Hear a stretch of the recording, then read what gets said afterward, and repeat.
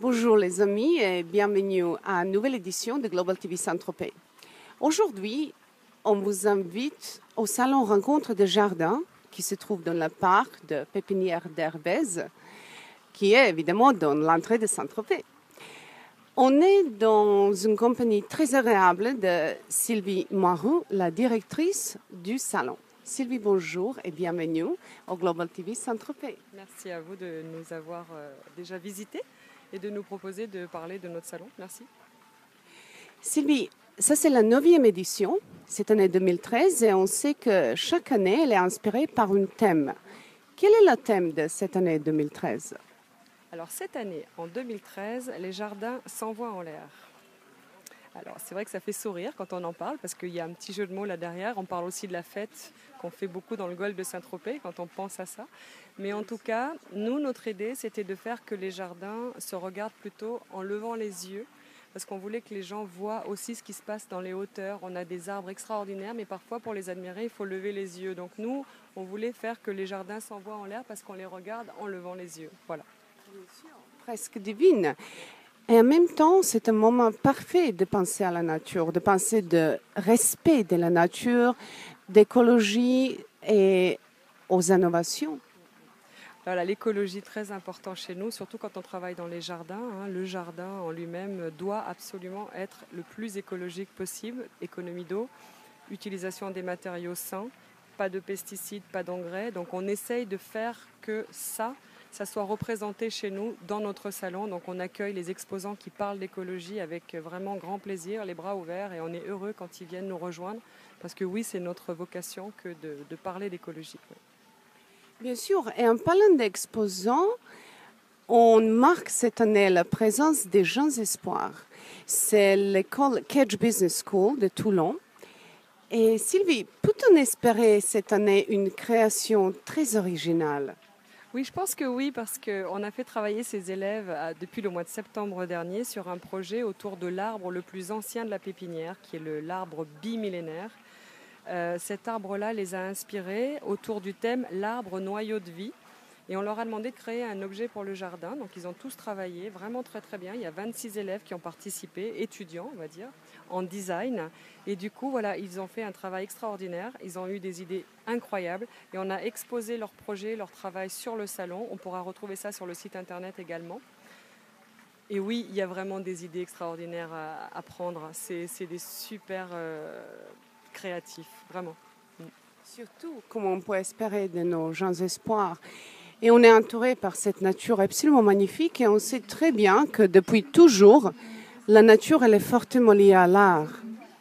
On est très honoré de cette année être entouré par beaucoup des artistes au salon. Et de plus en plus parce que nous, pour nous, le jardin, c'est une pièce en plus de la maison. Et les œuvres d'art dans la maison, ça paraît toujours normal, mais dans le jardin, on n'y pense pas forcément. Et de plus en plus d'artistes travaillent sur des pièces monumentales pour les laisser à l'extérieur. Et l'art au jardin prend vraiment son ampleur parce que c'est des pièces uniques, contrairement au mobilier qu'on peut avoir évidemment un peu tous le même. Le jardin aussi peut ressembler à celui du voisin, ça peut arriver, mais en tout cas l'œuvre d'art au milieu va faire la différence et c'est ce que les gens recherchent de plus en plus, la différence. Absolument. Et on trouve beaucoup de surprises cette année dans la programmation du salon. Je trouve que ça rappelle beaucoup de l'ère tropézienne, beaucoup de festivités. On aura beaucoup de conférences, beaucoup des ateliers. Mais la festivité et la vie nocturne, c'est magnifique. C'est incontournable à Saint-Tropez, on le sait. Le salon va clôturer un petit peu la saison. On est déjà en septembre. Les gens ont repris le travail, l'école, pour ceux qui sont encore à l'école en tout cas. Et c'est vrai que faire encore une dernière fête à Saint-Tropez, c'est très couru. Nous, on a des soirées qui attirent beaucoup de monde. Il y a des mises en lumière extraordinaires. Donc on en fait profiter aussi les autres personnes en faisant plusieurs nocturnes. Et vraiment, le salon, c'est aussi une fête pendant 4 jours. Et c'est ce qu'on essaye en tout cas de maintenir. Parfait. On y sera avec très grand plaisir. Sylvie, vous êtes à Saint-Tropez depuis combien de temps? Ça fait maintenant la 5e année que je suis rentrée. Je suis partie vivre au Canada, donc rien à voir avec la région de Saint-Tropez, certes. Et je suis rentrée pour revenir à ce travail que je faisais déjà avant, parce qu'avant j'organisais un salon qui s'appelait Vivre Côté Sud à Saint-Tropez. Et depuis que je suis revenue, je m'occupe du salon de Thierry Lherbiez et j'en suis ravie parce que chaque année, il prend encore un peu plus d'ampleur et j'ai l'impression que les gens sont contents et qu'on a retrouvé les années incroyables des années Côté Sud que Thierry a bien connues puisqu'il était notre sponsor principal. Et je trouve que notre salon a pris même le dessus et je suis très très contente d'être revenue pour m'occuper de ça. La région est merveilleuse, donc voilà. Bien sûr. Alors encore, l'histoire d'une vie presque magique ici à Saint-Tropez. Et en étant ici depuis 5 ans, vous faites un candidat parfait pour notre quiz I Love Saint-Tropez.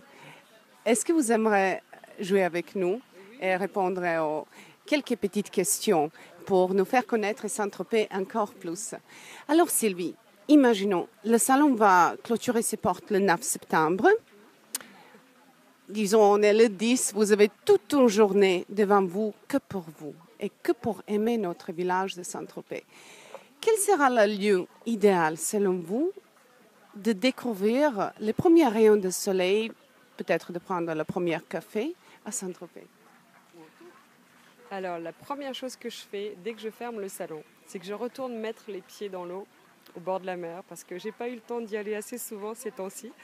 Et mon grand plaisir, c'est non pas d'aller prendre un café, mais d'aller prendre un bain de mer, idéalement en partant de la plage de l'Escalé jusqu'au Cap Taïa, d'aller marcher sur cette balade du littoral qui est extraordinaire.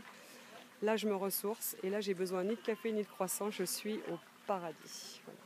Absolument, et je suis ravie de faire connaître notre public de ce lieu absolument magique et différent.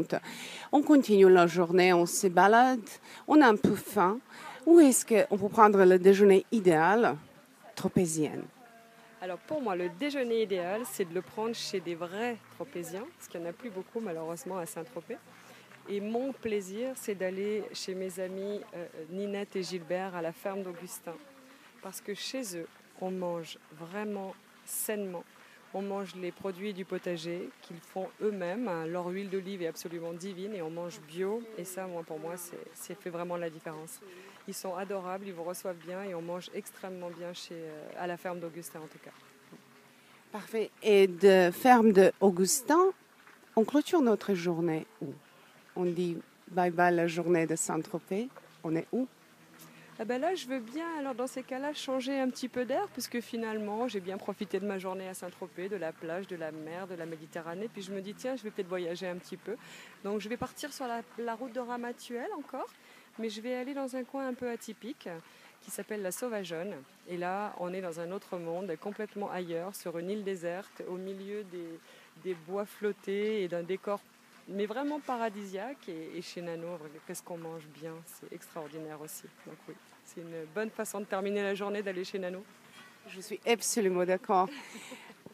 On parle de Saint-Tropez, mais si on parle des tropéziennes, Sylvie, selon vous, qu'est-ce que c'est un vrai tropézienne? Un vrai tropézien, c'est quelqu'un qui doit avoir beaucoup de mal de vivre ici en été parce qu'on a vraiment, on est ici pour travailler, on connaît, on le sait, il faut des touristes à Saint-Tropez, c'est pas le problème. Mais quand on est un vrai tropézien, on souffre beaucoup, je pense, de tout cet envahissement de gens qui durent quand même assez longtemps et de plus en plus à partir du mois de mai et jusqu'à fin septembre, parfois octobre. Et si moi j'étais une vraie tropézienne, ce que j'adorerais, c'est de retrouver mon village tranquille, calme, vraiment serein, dès que les touristes sont partis. Parce que là, on commence à profiter de Saint-Tropez parce qu'on a un hiver extraordinaire ici, un printemps mais divin. Donc oui, j'apprécierais les mois tranquilles de Saint-Tropez.